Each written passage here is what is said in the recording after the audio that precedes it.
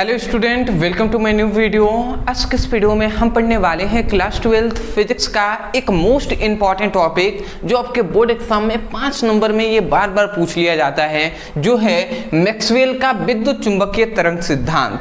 तो मैक्सवेल का विद्युत चुंबकीय तरंग सिद्धांत एक मोस्ट इंपॉर्टेंट टॉपिक है जिसको मैं कहूँगा प्रत्येक विद्यार्थियों को तैयार कर लेना है। तो आज के इस वीडियो में हम सिंपल वे में इस टॉपिक को एक्सप्लेन करने वाले हैं। मैं अदरवाइज यही कहूँगा कि यदि आपके पास अभी कुछ भी करना है उसको छोड़िए और कॉपी पे लेकर बैठकर इसको ध्यान से पढ़ते हुए चलिए। मैं एक बात कहूँगा कि कोई भी चीज़ आपको रटनी नहीं पड़ेगी, आप इसको समझकर याद कर लेंगे, ठीक है ना। 5 नंबर वाला ये इंपॉर्टेंट टॉपिक है। आप सभी को पता है मैं chapter wise only most important जो टॉपिक है उसी को करा रहा हूँ, ठीक है ना। तो एक एक करके आप समझते हैं जी। देखिए, मैक्सवेल नामक एक वैज्ञानिक थे। उन्होंने क्या किया, जो मैक्सवेल नामक क्या थे, एक वैज्ञानिक थे। इन्होंने क्या किया, इन्होंने विद्युत चुंबकीय तरंगे होती हैं, विद्युत चुंबकीय तरंगे होती हैं, तो इन्होंने विद्युत चुंबकीय तरंगों के सिद्धांत, मतलब विद्युत चुंबकीय तरंगों के संबंध में एक सिद्धांत प्रस्तुत किया। विद्युत चुंबकीय तरंगों के संबंध में एक क्या किया, इन्होंने सिद्धांत प्रस्तुत किया। और उसी सिद्धांत को हम किस नाम से जानते हैं, मैक्सवेल का विद्युत चुंबकीय तरंग सिद्धांत। तो बात आपको समझ में आ गया कि मैक्सवेल नामक एक वैज्ञानिक थे जिन्होंने विद्युत चुंबकीय तरंग के संबंध में एक सिद्धांत प्रस्तुत किया और उसी सिद्धांत को मैक्सवेल का विद्युत चुंबकीय तरंग सिद्धांत कहते हैं। अदरवाइज सबसे पहली बात इतनी बात समझ गए हैं तो आगे बढ़ेंगे जी। देखिए, वही बात हमने यहाँ पे लिखा है। सबसे पहले यही आपको लिखना है, लिखेंगे मैक्सवेल नामक वैज्ञानिक ने विद्युत चुंबकीय तरंग के संबंध में, मतलब मैक्सवेल नामक वैज्ञानिक ने विद्युत चुंबकीय तरंगों के संबंध में एक सिद्धांत प्रस्तुत किया जिसे हम मैक्सवेल के विद्युत चुंबकीय तरंग सिद्धांत कहते हैं। इतनी बात समझ में आ गया ना। चलिए आगे अब बढ़ेंगे। अब इस सिद्धांत में हमें कौन कौन सी बातें बताएगी उस पर डिस्कस करेंगे। बट इंपॉर्टेंट बात यह है कि इससे पहले हमने विद्युत चुंबकीय तरंग इसको पढ़ा दिया है। इसका हमने बताया था कि इसका परिभाषा क्या होता है, और सबसे इंपॉर्टेंट इसकी हमने लक्षण बताया था, मतलब इसका गुण बताया था, या अभिलक्षण हम कह सकते हैं, विशेषताएं कह सकते हैं। मैं कह रहा हूं, अभी भी मैं कह रहा हूं कि 100% ये इंपॉर्टेंट टॉपिक है। सबसे ज़्यादा इस चैप्टर का कोई इंपॉर्टेंट टॉपिक है वो यही है। इसकी विशेषताएं जो अभिलक्षण है वो हैं।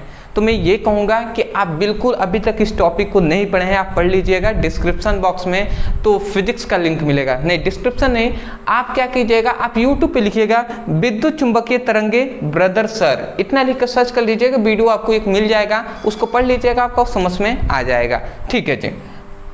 चलिए अब हमें इस सिद्धांत में क्या बताया गया एक एक करके हम समझते हुए चलेंगे। सही, सबसे पहली बात हमने लिख दिया है मैक्सवेल के विद्युत चुंबकीय तरंग सिद्धांत के अनुसार। सबसे पहली बात हमें क्या बताया गया है, सबसे पहली बात बताया गया है कि जब कोई आवेशित कण त्वरित गति करता है, मतलब जब कोई आवेशित कण तेजी से गति करता है, ठीक है, तो ऊर्जा तरंगों के रूप में उत्सर्जित होने लगती है। ऊर्जा तरंगों के रूप में उत्सर्जित होने का मतलब तरंग इस प्रकार कुछ चलता है तो तरंगों के रूप में ही ऊर्जा उत्सर्जित होने लगेगी, ऊर्जा निकलने लगेगी, ठीक है ना। तो उन तरंगों को विद्युत चुंबकीय तरंगे कहेंगे। जब इससे ऊर्जा निकलने लगेगी तो इसी तरंग को हम क्या कहते हैं, इसी तरंग को ही हम विद्युत चुंबकीय तरंग कहते हैं। पहली बात समझ में आ गया ना। हमने यही कहा कि जब कोई तरंगे त्वरित गति करती हैं, मतलब तेजी से गति करती हैं, तो उन तरंगों के उनमें तरंगों के रूप में ऊर्जा उत्सर्जित होने लगती है, निकलने लगती है, और उन्हीं तरंगों को हम विद्युत चुंबकीय तरंग कहते हैं। वही बात हमने यहाँ पे लिखा हुआ है कि जब कोई आवेशित कण त्वरित गति करता है, तेजी से गति करता है, तो ऊर्जा तरंगों के रूप में उत्सर्जित होने लगती है, तो उन तरंगों को विद्युत चुंबकीय तरंगे कहते हैं। पहली पॉइंट्स आपको समझ में आ गया होगा। आगे बढ़ते हैं जी। दूसरा इन्होंने कहा कि तरंगों के संचरण के लिए किसी माध्यम की आवश्यकता नहीं होती है। इसका मतलब आपने समझ लिया, मतलब तरंगों की गति करने के लिए, संचरण मतलब होता है गति करने के लिए, गति होता है, ठीक है। मतलब संचरण का मतलब होता है चलना। तो तरंगों के चलने के लिए मतलब गति करने के लिए, एक स्थान से दूसरे स्थान तक जाने के लिए किसी भी माध्यम की आवश्यकता नहीं होती है। जैसे मैं एग्जाम्पल से बताऊं, जैसे ध्वनि माध्यम है, यदि वायु माध्यम यहाँ पे ना हो तो मैं जो आपको बोल रहा हूँ ये एक स्थान से दूसरे स्थान तक आवाज़ मेरी नहीं जा पाएगी। परंतु मतलब इससे हमें ये पता चला कि ध्वनि जो तरंगे हैं इसके लिए माध्यम की आवश्यकता होती है। वो कौन सी माध्यम? तो वायु माध्यम। परंतु जो विद्युत चुंबकीय तरंगे हैं तो विद्युत चुंबकीय तरंगों के संचरण के लिए, गति करने के लिए किसी भी माध्यम की आवश्यकता नहीं होती है। जैसे आप यहाँ पे बैठे हैं, आप चाहें तो अंतरिक्ष में आप बात कर सकते हैं, वहाँ पे कोई भी माध्यम तो है नहीं, तो आप यहाँ से चाहें तो अंतरिक्ष में बात कर पा रहे हैं, तो वहाँ तो वायु माध्यम तो नहीं है, तो किस तरीके से आप बात कर पा रहे हैं? इससे हमें पता चलता है कि हम क्या करते हैं, हम इसकी गति करने के लिए किसी भी माध्यम की आवश्यकता नहीं होती है। जैसे हम कॉल जो लगाते हैं, फ़ोन लगाते हैं, तो जब कॉल जा रहा है तो वो वहां से जो तरंगे निकलती हैं तो वही तरंग तो विद्युत चुंबकीय तरंग है ना, वही बात है, ठीक है ना। अगला तीसरा, यह तरंगे विद्युत तथा चुंबकीय क्षेत्र के परस्पर लंबवत तथा तरंग संचरण की दिशा के लंबवत होती हैं। अब इसको थोड़ा सा समझने के लिए आपको एक फिगर समझना होगा। चलिए मैं फिगर से भी आपको थोड़ा सा समझाने का प्रयास करता हूँ, ठीक है जी। चलिए सबसे पहली बात, ये एक एक्स अक्ष है, ये है जेड अक्ष, ये है वाई अक्ष, ठीक है जी। अब बात को समझिएगा, ये हमारा एक्स अक्ष है, ये हमारा वाई अक्ष है, ये हमारा जेड अक्ष है, ठीक है ना। अब समझिएगा, ये एक्स अक्ष किसको दर्शाता है? तो विद्युत क्षेत्र को, विद्युत क्षेत्र को। और ये किसको दर्शाता है? जेड जो है ये चुंबकीय क्षेत्र को दर्शाता है, ठीक है ना। इतनी बात समझ गए, एक्स विद्युत क्षेत्र, जेड चुंबकीय क्षेत्र को दर्शाता है। अब बात को यहाँ पे ये हमें समझना है कि यहाँ से एक तरंगे जा रही हैं, यहाँ से एक तरंगे इस प्रकार जा रही है। ये कौन सी तरंगे हैं? ये है विद्युत तरंगे। क्या है? ये विद्युत तरंगे हैं। अच्छा, इससे एक और हमें तरंग यहाँ से दिखती हुई, जाती हुई दिखाई दे रही हैं, और वो कौन सी है? मैं यहाँ पे ले रहा हूँ, एक दूसरी है इस तरीके से जाती हुई, ठीक है, ठीक है, कोई दिक्कत नहीं। तो दूसरी इस प्रकार जा रही है। तो देखिए एक बात मैं बता दूं, इस तरंग, ये दो तरंगे यहाँ से जा रही हैं, तो यहाँ पे यही बात बताया गया कि जो यह तरंगे मतलब विद्युत चुंबकीय तरंगे दोनों को मिलने से ही बनती हैं। ये सब हमने विद्युत चुंबकीय तरंगे क्या होती है उसको पढ़ लीजिएगा। तो विद्युत चुंबकीय तरंगे विद्युत तथा चुंबकीय क्षेत्र के परस्पर लंबवत होती हैं।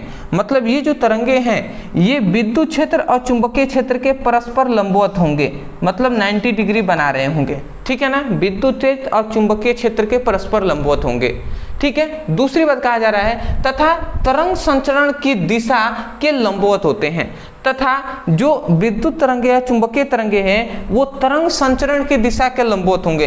तरंग संचरण मतलब तरंगों की जो गति है उसके लंबवत होंगे। तो गति तो इस प्रकार चल रही है, और देखिए लंबवत कैसे हो गए, क्योंकि ये विद्युत तरंगे, ये चुंबकीय तरंगे, तो ये इस प्रकार ये लंबवत हो गए, समझिएगा। क्योंकि गति तो इस तरीके से कर रही है, तो यहाँ पे जो कोण बनेगा 90 डिग्री बनेगा कि नहीं बनेगा? बनेगा ना। तो वही बात है। और ये चुंबकीय तरंगे हैं, ठीक है।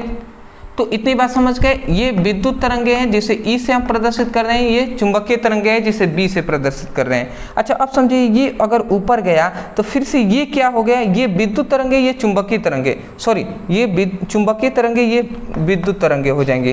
तो फिर से ये ई बी हो जाएंगी। फिर से ये ऊपर चला गया तो फिर से ये ई हो जाएगा, ये बी हो जाएगा। फिर से ये बी वाला ऊपर चला जाएगा, बी ई हो जाएगा।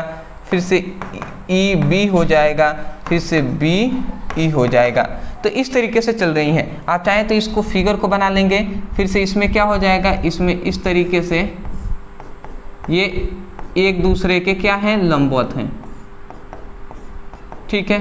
तो ये एक दूसरे के क्या है, लंबवत हैं। तो इस तरीके से फिगर बना लेंगे जिससे हमें प्रतीत होगा, पता चलेगा। ठीक है ना, सभी में चाहे तो आप बना सकते हैं, कोई दिक्कत नहीं है। तो इसमें हमें क्या बताया गया कि जो विद्युत चुंबकीय तरंगे होती हैं वह विद्युत क्षेत्र और चुंबकीय क्षेत्र के लंबवत होती हैं तथा यह तरंगे तरंग संचरण की दिशा के भी लंबवत होती हैं। ठीक है जी, बात समझ गए हैं। चौथा कहा गया मैक्सवेल की गणना के अनुसार, मतलब मैक्सवेल ने गणना किया और उनके अनुसार यह भी सिद्ध किया कि विद्युत चुंबकीय तरंगे 3 × 10⁸ मीटर प्रति सेकेंड होता है।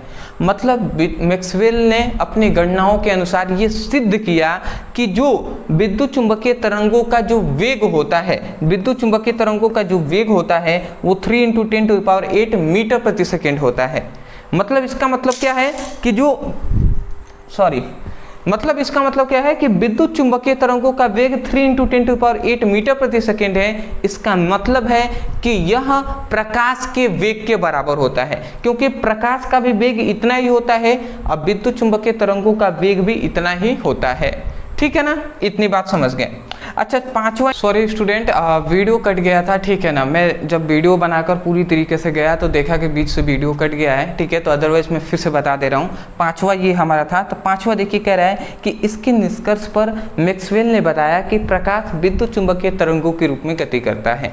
इसका मतलब यही है कि मैक्सवेल ने कहा कि जो प्रकाश का वेग 3 × 10⁸ मीटर प्रति सेकेंड होता है, इसका मतलब ये है कि मैक्सवेल का ये कहना था कि अगर प्रकाश का, मतलब जो इतना वेग है विद्युत चुंबकीय तरंगों का, तो इतना ही तो वेग प्रकाश का भी होता है। तो इसका मतलब प्रकाश भी है तो वो सरल रेखा, मतलब प्रकाश भी है वो तरंगों के रूप में गति करता होगा। तो वही कहा गया। इसके निष्कर्ष पर मैक्सवेल ने बताया कि प्रकाश जो है विद्युत चुंबकीय तरंगों के रूप में गति करता है, परंतु हमने पढ़ा है कि जो प्रकाश होता है वो एक सरल रेखा में गति करता है, सीधी रेखा में गति करता है। प्रकाश के गुण में हमने पढ़ा है। तो आप हमसे पूछ सकते हैं कि सर इन दोनों में से सही कौन है, प्रकाश किस पथ पर गति करता है? मैं सिंपल वे में बता दूं, प्रकाश सरल रेखा में भी गति करता है, प्रकाश तरंगों के रूप में भी गति करता है। ठीक है ना, कंफ्यूजन नहीं होनी चाहिए। अदरवाइज मैं आशा करता हूं कि आपको समझ में आ गया होगा। इतना अगर आप लिख देते हैं 100% आपको फुल मार्क्स मिल जाएंगे। चलिए जी, आप सबसे पहली बात तो इसका आप स्क्रीनशॉट ले लीजिए। ठीक है ना, बहुत ज़्यादा इंपॉर्टेंट है, पहले आप स्क्रीनशॉट ले लिए होंगे। तो मैं आशा करता हूं दोस्त आपको आसानी तरीके से समझ में आ गए होंगे। सबसे पहली बात मैं यही कहूँगा कि आप सभी इतना प्यार दिया, सपोर्ट किया, इसके लिए तहे दिल से आप सभी का शुक्रिया। ठीक है ना, मेरा लक्ष्य यही है कि कोई भी स्टूडेंट रटे नहीं बल्कि समझ कर याद करें, और उसी लक्ष्य के साथ मैं आगे बढ़ रहा हूँ। आप सभी का प्यार और सपोर्ट रहा तो और भी आगे हम लोग सभी एक साथ बढ़ेंगे जी। ठीक है ना, अदरवाइज कोई भी टॉपिक है जो आपको समझ में नहीं आता उसको हमसे पढ़ना चाहते हैं आप, जैसे मान लेते हैं कि आपको समझ में नहीं आ रहा है कि विद्युत चुंबकीय तरंगे क्या है, YouTube पे लिखिए विद्युत चुंबकीय तरंगे ब्रदर सर, इतना लिखकर सर्च करेंगे वीडियो हमारा मिल जाएगा। समझ गए ना, डिस्क्रिप्शन बॉक्स में सभी सब्जेक्ट का लिंक है, आप चाहें तो वहां से अपने बेसिक से सभी इंपॉर्टेंट टॉपिक की चैप्टर वाइज स्टडी कर सकते हैं। WhatsApp group, Telegram group, Instagram group का लिंक है, वहां पे आप हमें ज्वाइन हो जाएंगे। वहां से आपको जो भी इंपॉर्टेंट सूचनाएं, इंपॉर्टेंट PDF, इंपॉर्टेंट जो वीडियो होंगे वहां पे प्रोवाइड कर दिया जाएगा। हाँ, टेलीग्राम जो इंस्टाग्राम है वहां पे फॉलो हमें कर सकते हैं। वहां पे अगर कोई स्टूडेंट मुझसे बात करना चाहें मैसेज द्वारा डायरेक्ट हमसे बात कर सकते हैं, या कोई भी आवश्यक सूचनाएं होंगी या कोई ज़्यादा इंपॉर्टेंट होगा तो वीडियो कॉल भी बात किया जा सकता है। तो चलिए दोस्तों, आज के लिए इतना ही, मिलते एक नए टॉपिक के साथ एक नए वीडियो में। Thank you so much for watching this video. Thank you.